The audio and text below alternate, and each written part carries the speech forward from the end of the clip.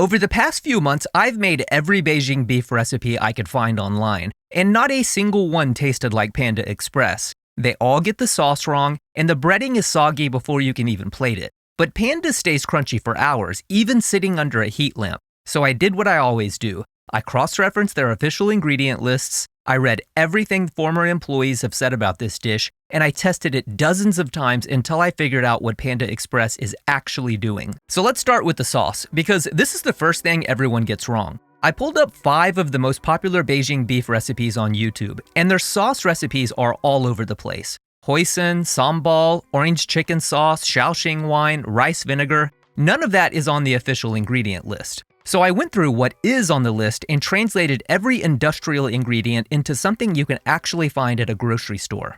The first thing I found surprised me. The base of the glaze is a pre-made sweet and sour sauce. Every former employee who's talked about this publicly backs me up. But it's not the 1980s Miami Vice neon red sweet and sour sauce you're probably thinking of. Panda's version has a few ingredients you've probably never cooked with. For starters, they're using 3 different sweetening agents in this sauce: invert syrup, corn syrup solids, and dextrose.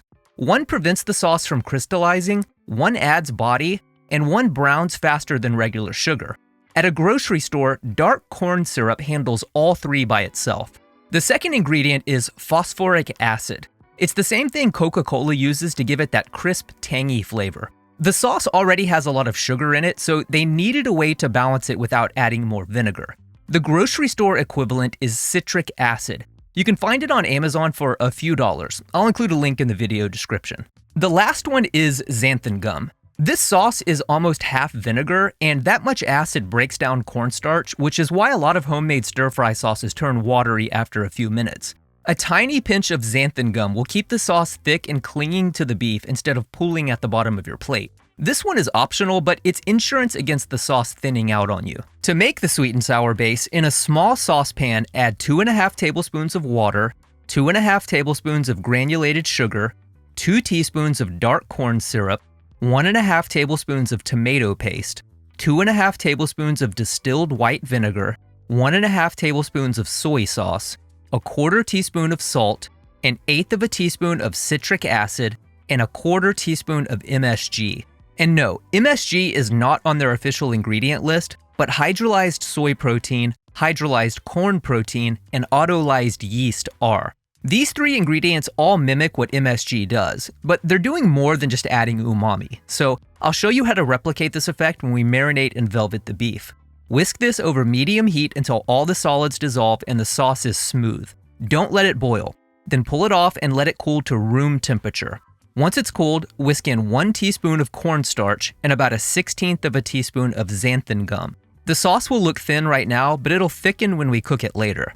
That's the pre-made sweet and sour sauce, and you can keep it in the fridge for a couple of weeks. So the sauce is solved, but the beef is where this recipe gets really interesting. One of the first things I learned when I started researching this is the beef at Panda Express arrives already breaded, par-fried, and frozen. They just pull it out of a bag, drop it in the fryer, and toss it in the sauce. There's a very specific reason they freeze it, but before we get to that, let's talk about what cut of beef they're using. The official ingredient list just says beef. It doesn't specify which cut, but when I see 2 separate tenderizing agents on the same label, sodium bicarbonate and sodium phosphate, that tells me they're likely using a more inexpensive, tougher cut. At home, we don't have that problem, and we can use something more tender. I like using flank steak, which is the standard cut for most Chinese stir-fry dishes. To prep it, you'll slice the steak with the grain into pieces about 1 to 1.5 inches wide. Then take each section, turn it perpendicular to you, tilt your knife to about a 45-degree angle, and cut into 1/4-inch strips. Slicing against the grain shortens the muscle fibers, and that's what keeps the beef from getting tough. Once the beef is sliced, it goes into a marinade. And this marinade is doing 2 things for us. It's tenderizing the meat with baking soda, but it's also how we're going to sneak in those umami compounds I talked about when we made the sauce.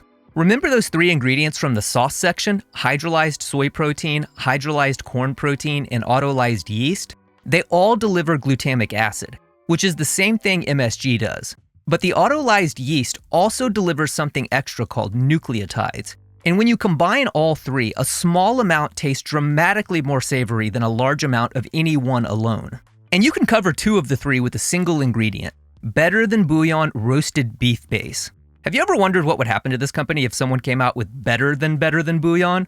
But let's look at the label. Hydrolyzed soy protein and yeast extract. And the MSG in our sauce handles the third. It's the exact same system, but with stuff you can actually buy at a grocery store. To marinate the beef, add half a teaspoon of baking soda to the beef strips and massage it in. This raises the surface pH of the meat, which is what keeps thin strips like this from tightening up and squeezing out moisture when they hit hot oil. Then add 2 teaspoons of soy sauce, 2 teaspoons of cold water, and 1 teaspoon of Better Than Bouillon. Toss everything together until the marinade is evenly distributed, then cover and refrigerate for at least 45 minutes. While the beef is in the fridge, let me show you why Panda's breading stays crunchy for hours and yours turns soggy right after you sauce it. Most recipes online coat the beef in straight cornstarch. But remember how much vinegar is in this sauce? And vinegar turns cornstarch to mush. It's the same reason we added xanthan gum to the sauce. Panda Express uses a modified food starch instead. It doesn't absorb oil and it won't turn gummy when we sauce it later. You can't buy it at a grocery store, but we can build something that does the same job. Instead of one starch, we can get close by blending 3 different flours. Cornstarch for the crispiness, rice flour for a crust that stays dry even after saucing, and all-purpose flour to give the whole thing enough structure to hold together. The last thing in the blend is non-fat dry milk powder. I know that sounds strange for a fried beef coating, but Panda uses whey protein in theirs for faster browning and to keep the oil from soaking into the starch. Dry milk powder is the grocery store equivalent of the same ingredient. If you had told me a month ago that the secret to Panda's crunchy breading was essentially baby formula, I wouldn't have believed it either. I understand if you need a moment with this information. To make the blend, add 7 tablespoons of cornstarch, 3.5 tablespoons of fine white rice flour, 3.5 tablespoons of all-purpose flour, 1 tablespoon of dry milk powder, and 1/4 teaspoon of white pepper to a large bowl. Whisk everything together and set it aside. We now need a binder to make that starch stick to the beef. And here's something I didn't expect to find.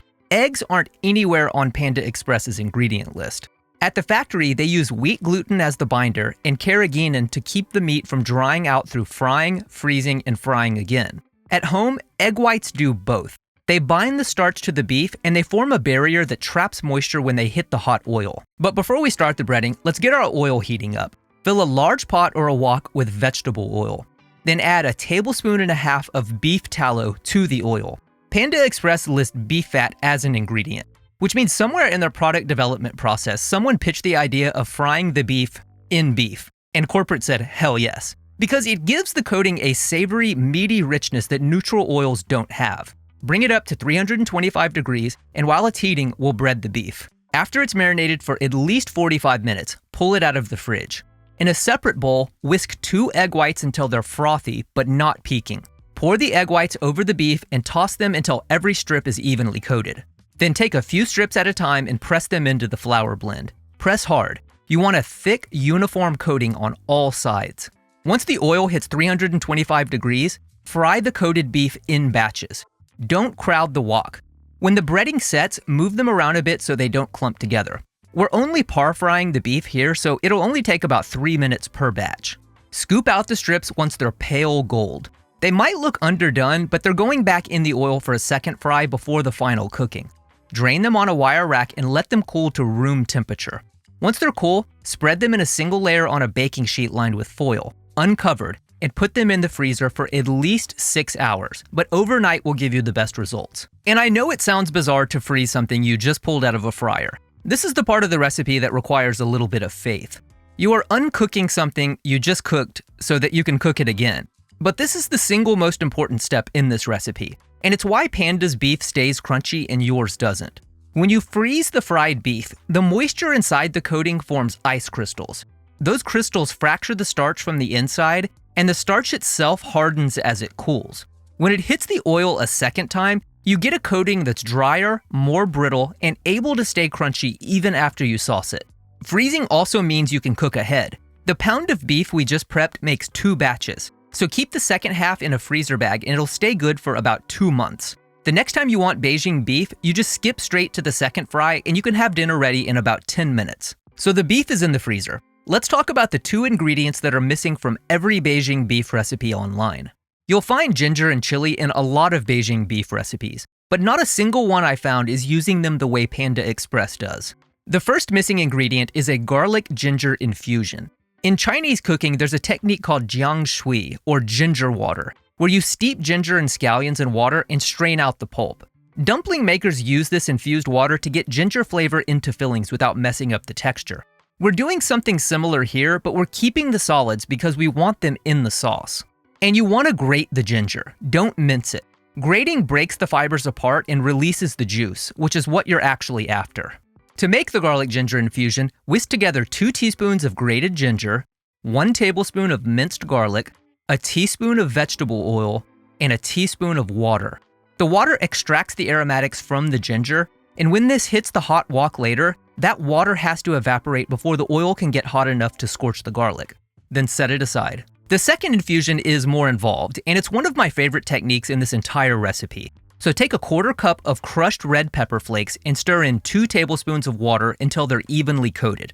You want a wet sand consistency. Then heat 2 tablespoons of vegetable oil to 275 degrees and slowly pour it over the flakes.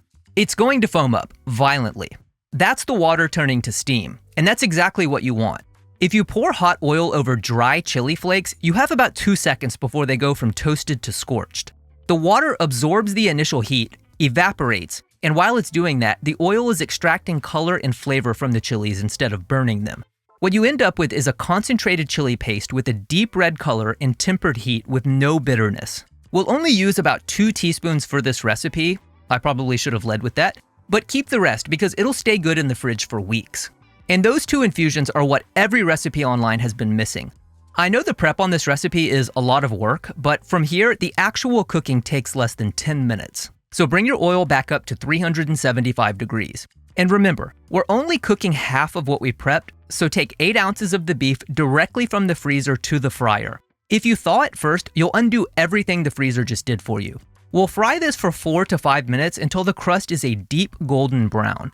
They'll bubble hard when they go in. This is completely normal. That's all the moisture from the ice crystals burning off, and it's exactly what you want. When they look good to you, remove them from the oil and drain them on a wire rack. Heat a clean wok or a large skillet over medium-high heat until it's lightly smoking. Then add a tablespoon of vegetable oil and swirl it around to coat the surface. Add 2 teaspoons of the garlic ginger infusion and 2 teaspoons of the chili paste and saute them for about 10 seconds. Then toss in 2 ounces of bell pepper and 2 ounces of onion and stir fry for 30 to 45 seconds until they're just barely softened. Pour in the sauce and bring it to a rapid boil and let it reduce until it thickens up and starts to look like a glaze.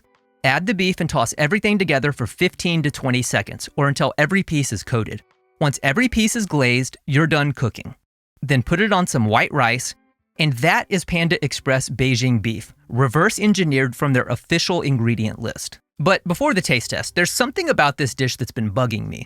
Beijing beef is not Beijingese. The name was most likely invented by copywriters. The dish itself is probably a mashup of 2 traditional Chinese dishes from completely different parts of the country. The first is guao bao rou, a sweet and sour crispy fried pork from Harbin in northeast China. That's the source of the crispy coating and the sweet and sour glaze. The second is dry fried beef from Sichuan, which is where the chilies and the crispy shredded beef come from. Panda Express took one dish's technique and the other dish's flavor profile, swapped the pork for beef, and named it after a city that had nothing to do with either one. And I respect that creativity. If you want to try the alleged inspirations for yourself, I went to Lucky Bento VIP Cuisine here in Houston for the guao bao rou and Mala Sichuan Bistro for the dry fried beef. So shout out to both of those places. Y'all's food is incredible. All right, back to the taste test. This is the closest you're going to get without actually working at Panda Express. The breading is still crunchy 20 minutes after I made it, and you've got another bag in the freezer for next time. That's what happens when you stop freestyling and start following the official ingredient list. Orange chicken has the same problem this dish does, and almost every recipe online gets it wrong for the same reason. If you want to see how I solved it, check out this video right here. Thanks for watching. See you next time. All right, let's see what's in my fortune cookie.